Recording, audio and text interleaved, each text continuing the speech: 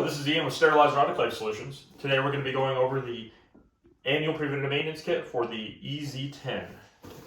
Inside this kit we have a door gasket. The door gasket is an annual preventative maintenance part. However, if you are running consecutive cycles, this part might need to be changed more often.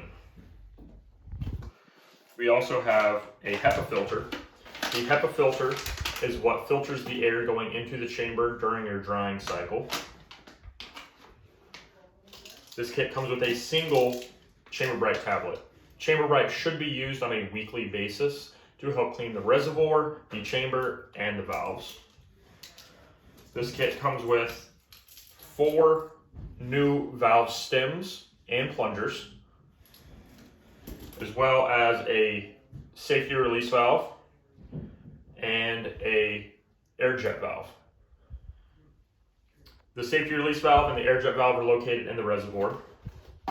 Along with this kit comes the preventative maintenance guide. This will show you how to change these parts.